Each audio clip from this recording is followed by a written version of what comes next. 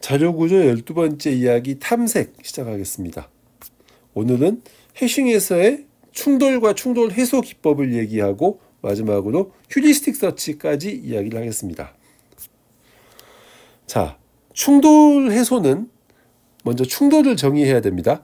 충돌은 서로 다른 키를 가진 레코드가 해시 함수에 의해서 동일한 인덱스로 대응되는 경우를 말합니다.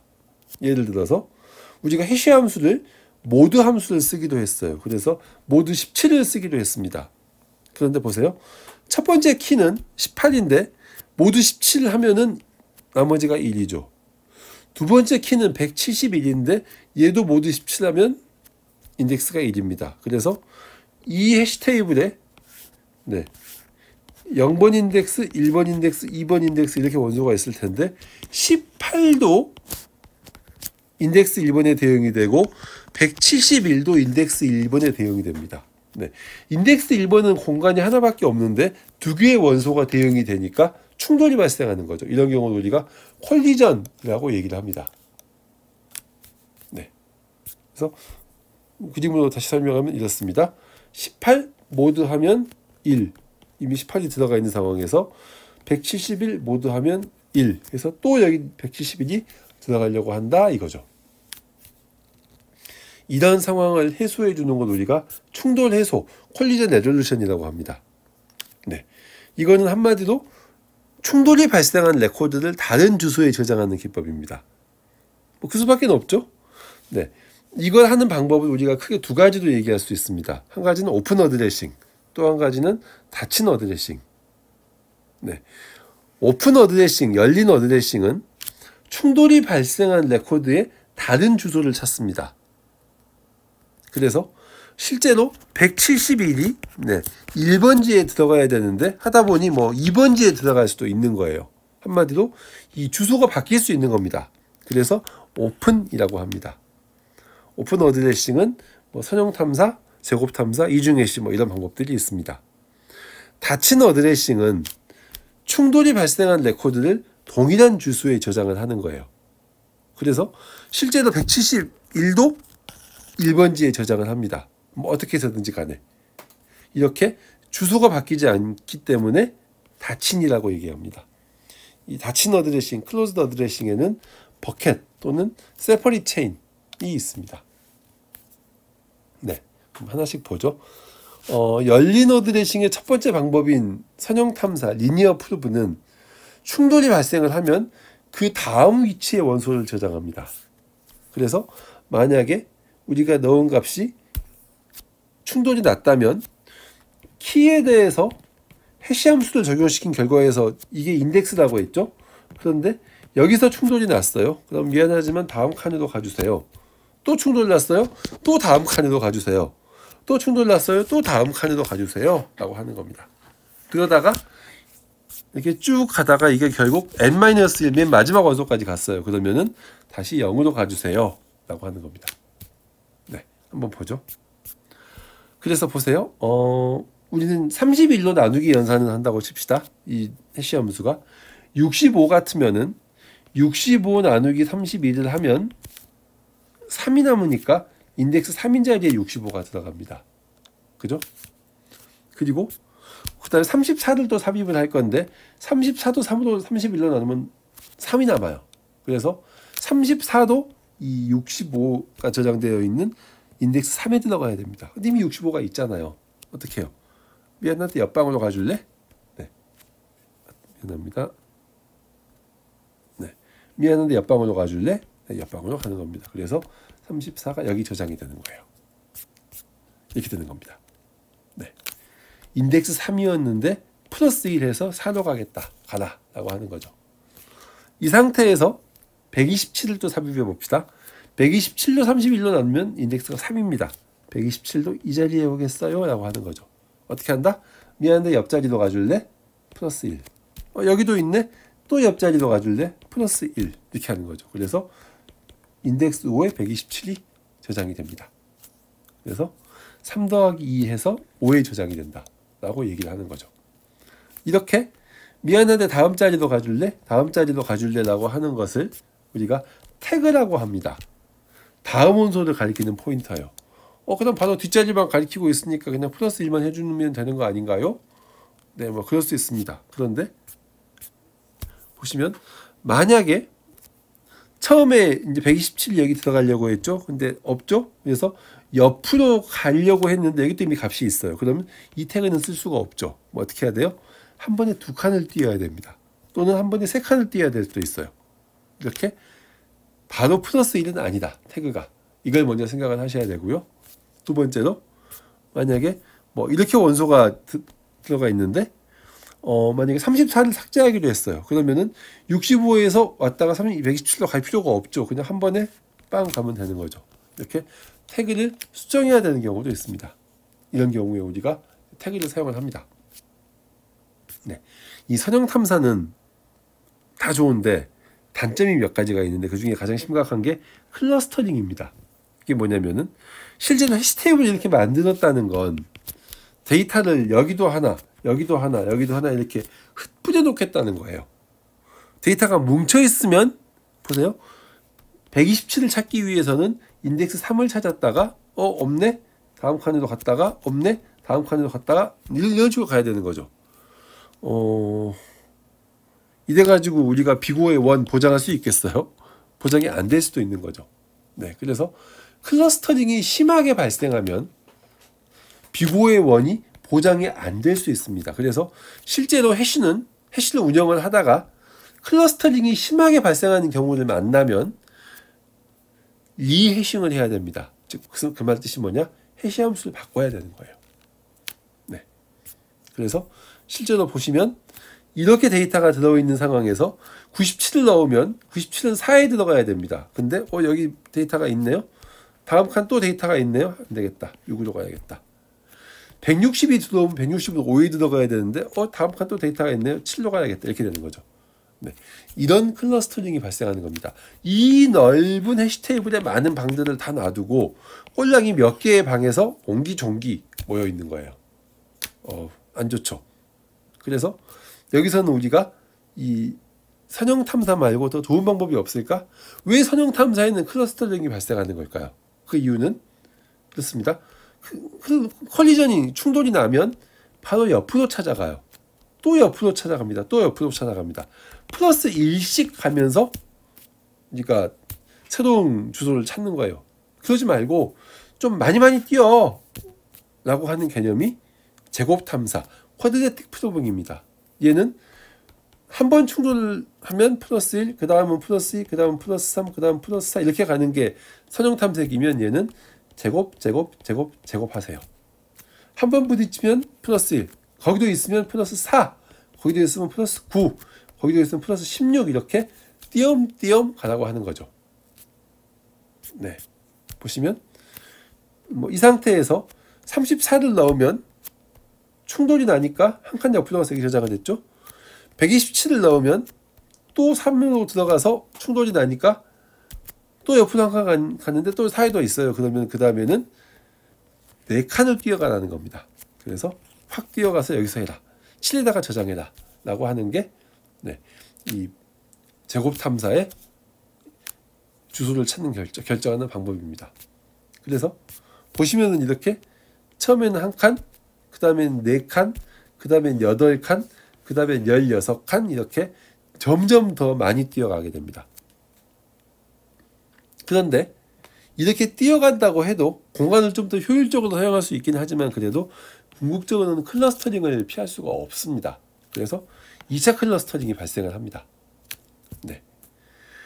뭐 방법은 또 없나? 네, 방법은 얼마든지 있죠.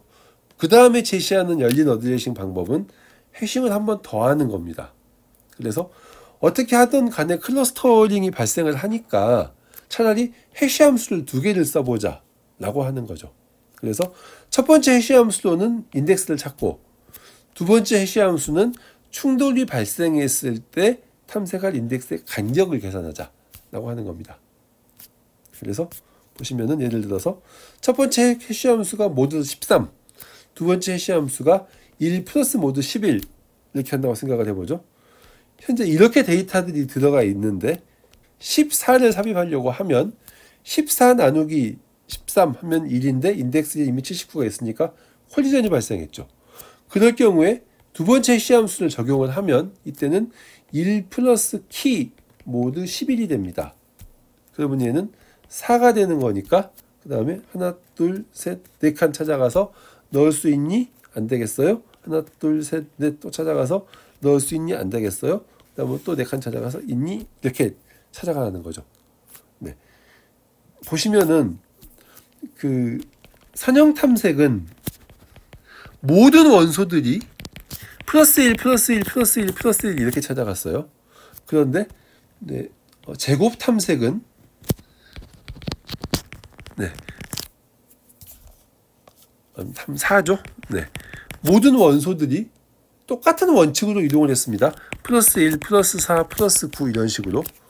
근데 이 이중 해싱은 원소들이 그 다음 원소를 인덱스를 찾아가는 게 다 다릅니다. 그래서 서로 다른 원칙으로 찾아가기 때문에 좀 더 콜리전을 줄일 수 있지 않을까, 좀 더 클러스터링을 줄일 수 있지 않을까라고 하는 아이디어를 내는 겁니다. 근데 어떻게 하건 간에 열린 어드레싱은 결국은 데이터들이 모이게 되겠죠. 네, 이걸 직접적으로 공격하는 게 닫힌 어드레싱입니다. 닫힌 어드레싱의 첫 번째 방법은 우리가 버켓이라고 하는데, 이건 복잡한 경우의 해싱 기억나죠? 같은 인덱스 안에 여러 개의 원소를 저장하도록 하는 겁니다. 이건 우리가 버켓이라고 불러요. 네, 일종의 2차원 배열입니다. 그래서 충돌이 발생하면 해당되는 버켓에 다른 공간의 원소를 저장합니다. 또 충돌이 발생을 하면 다른 공간의 원소를 저장, 이렇게 하는 거죠. 그래서 실제로 이런 값들이 다 이 버켓 안에 들어가는 겁니다.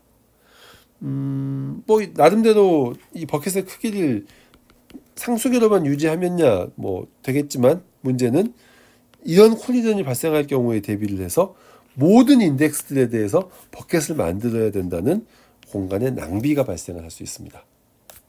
네. 이거에 대한 이제 해결 방법이 세퍼릿 체인, 별도 체인입니다. 네, 이거는 해시 테이블의 각 원소들이 연결 리스트의 헤드예요.